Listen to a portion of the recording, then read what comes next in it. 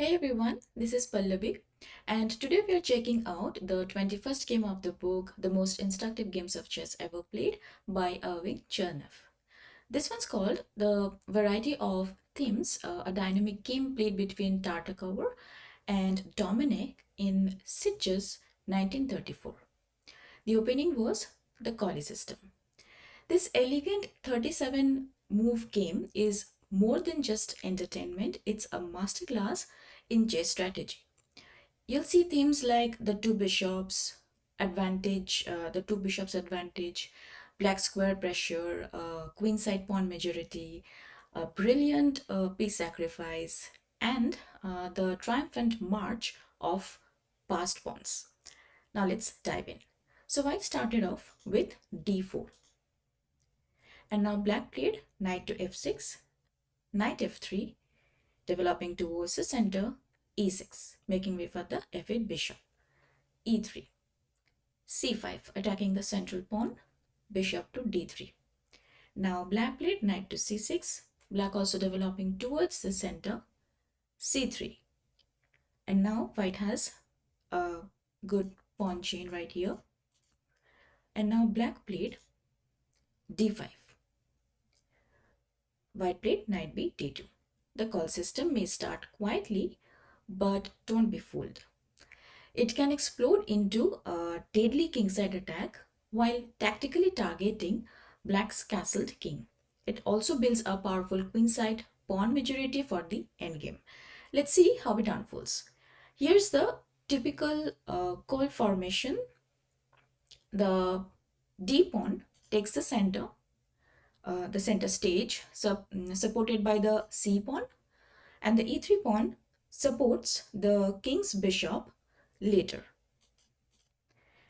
And um, pushes to e4 to activate the queen's bishop. The knight develops to f3, eyeing the e5 square or even launching attack with knight g5. The other knight goes over to d2 to support e4. The queen usually sits on e2, reinforcing the center and connecting the two rooks, who often land on e1 and d1, ready to dominate the central files. So after knight d2, now bishop to d6. Black develops the bishop on an open diagonal. Now white castled on the king side, black also castled on the king side. Now white played queen to e2. This setup prepares the key e4 pawn push, opening the center and unleashing the full power of white's pieces. And now black played e5. As the annotators love to say, if black loses, it was a premature grab for initiative, but if black wins, it was a brilliant counterattack. Now white captured d takes c5, bishop takes e5, e4. Bishop to g4, pinning the knight, and now white captured e takes d5, and then bishop takes f3. There's no real justification for this exchange. It simply hands white the bishop pair. Perhaps black was hoping that simplifying the position would increase drawing chances. Now white replied with queen takes f3, and now black played queen takes d5. If instead of queen takes d5, if black goes knight takes d5, then knight b3, bishop e7, and then rook d1, and black is in trouble. There's no good defense against threats like bishop e4 or bishop c4 or even c4, all aiming to trap the d5 knight. So after queen takes f3, black captured with the queen, queen takes d5, knight e4, and then black played knight takes e4.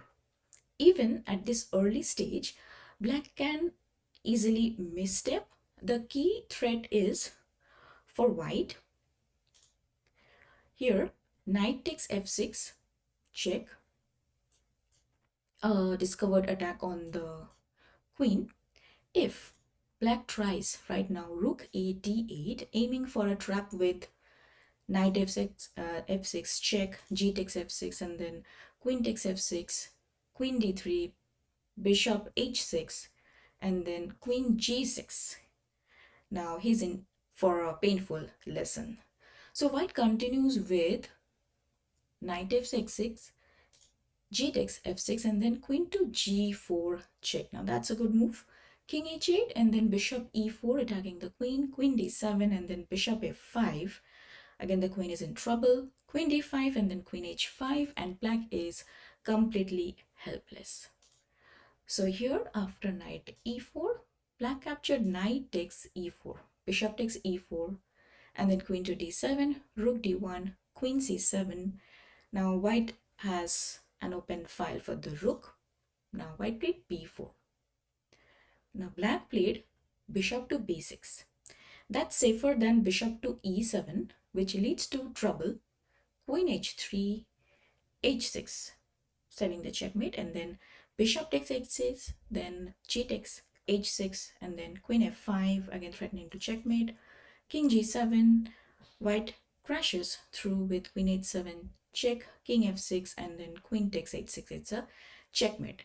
And instead of h6, if black goes to g6, then rook d7, queen c8, and then bishop takes c6, queen takes c6, and rook takes e7, and white wins a piece.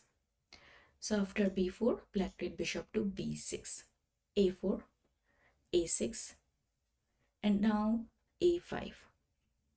Attacking the bishop, bishop goes to a7, and now queen to h3, threatening checkmate on h7. g6, because if h6, then bishop takes, pawn takes, rook d7, queen c8, queen f5, and white checkmates quickly. So g6, white play bishop h6, rook to d8, f d8, and then queen f3. White has an eye on queen to f6, controlling the black squares and setting up a little checkmate on g7.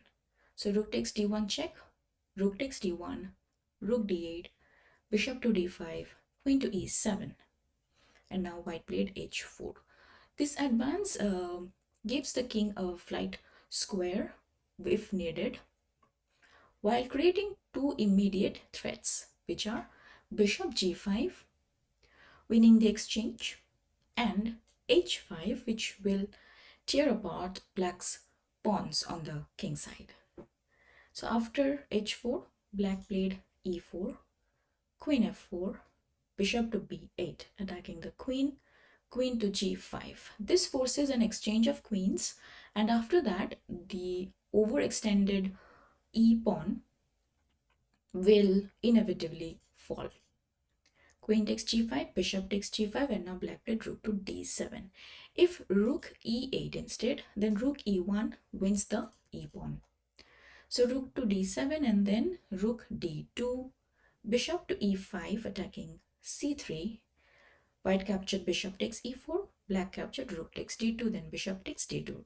White has the two bishops, a queenside pawn majority, and an extra pawn. What more could one ask for?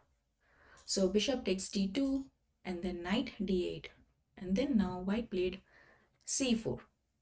The usual procedure, pawns are exchanged, b5, a takes b5, c takes b5, followed by a6, b takes a6, and then b takes a6, leaving white's passed pawn just 2 steps from pawn promotion.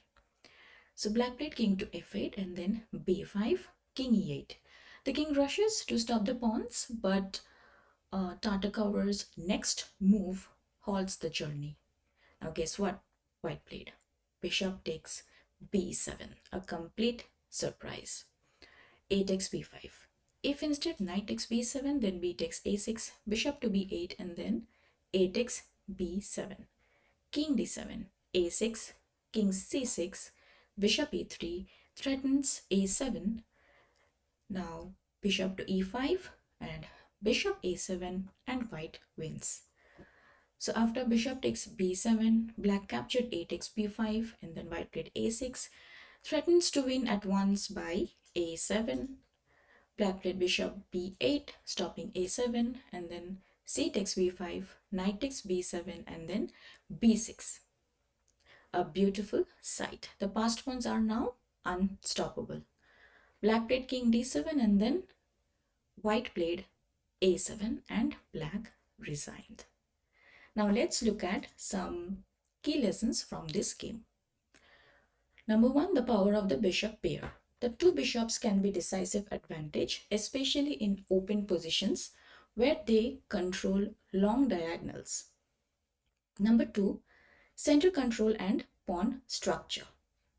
Maintaining central pawn control, particularly with moves like e4 and creating a queenside majority, can lead to a strong endgame advantage.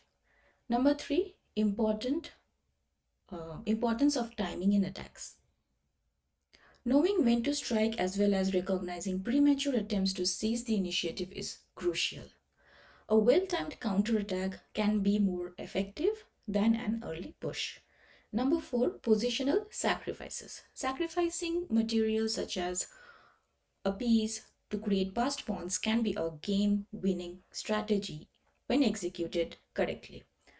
Number five, endgame precision.